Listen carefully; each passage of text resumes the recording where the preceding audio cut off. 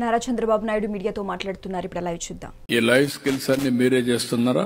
Right sir. మీ foundation ద్వారా? HCL foundation. Okay, you are having that ecosystem. Yes sir. We have implementation agencies. We fund them, so they will develop.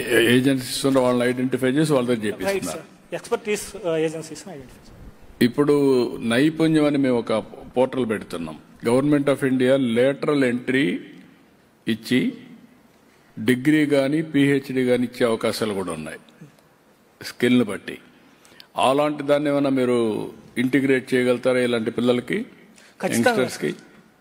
అంటే ఏమంటున్నారంటే ఇప్పుడు కొంతమంది carpenter ఉంటారు, best carpenter. ఇప్పుడు మామూలు కార్పెంటర్ కిందనే ఉన్నాడు.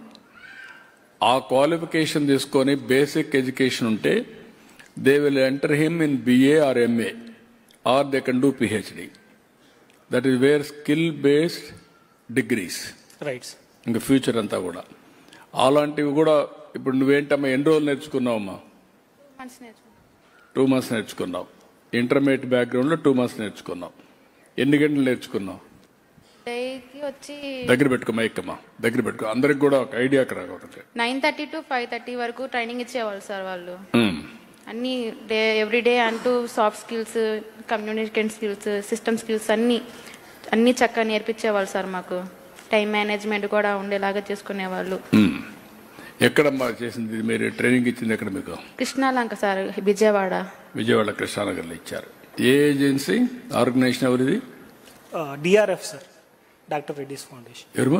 Doctor Reddy's foundation. ఓ, వాళ్ళు చేశారు. ఎంత ఛార్జ్ చేయగలిగారు 2 నెలలకి? Sir, we work on a project mode, sir. That is a long term. So first we select them as a RFP. So each candidate would be costing around 30,000, including everything, sir. ఆ 2 months కి? Yes. తర్వాత మీరు employment ఇచ్చారు? Yes, sir. ఎక్కడిచ్చారు? Techno task అనే company ఉంది sir. అందులో మేము identify చేసాం మన HR ద్వారా.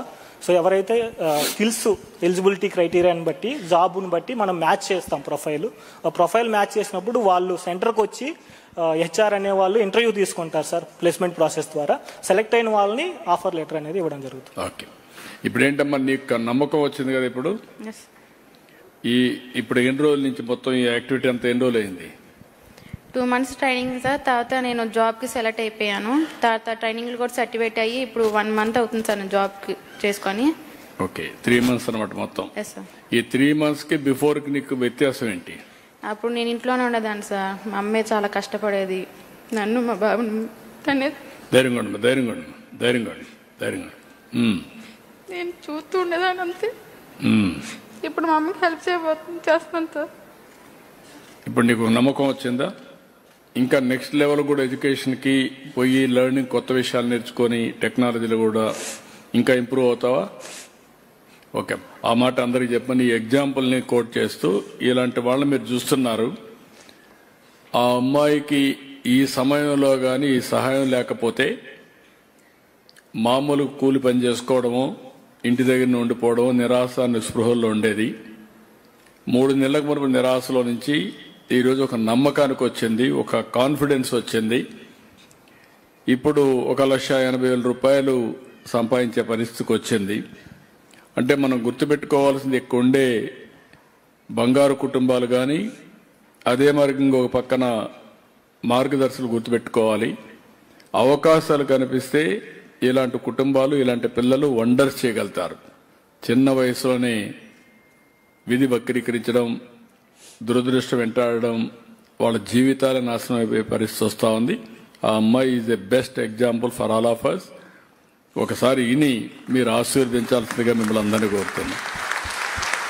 చెప్పమ్మా, నీ మెసేజ్ ఏంటి అందరికీ చెప్పమ్మా. నువ్వు అందరికీ ఒక నమ్మకం కల్పించే విధంగా నీది ఒక సక్సెస్ స్టోరీ. నీ నుంచి ఏ విధంగా మిగిలిన యూత్కి ఒక మెసేజ్, నీలాంటి పిల్లలందరికీ. ఇప్పుడు బాధలు వచ్చినాయని బాధపడి పిచ్చి డిసిషన్ కాకుండా కొంచెం వెయిట్ చేసి, మంచి రోజుల కోసం వెయిట్ చేసి కష్టపడి మనం ఇంప్రూవ్ అవుతామే బెస్ట్.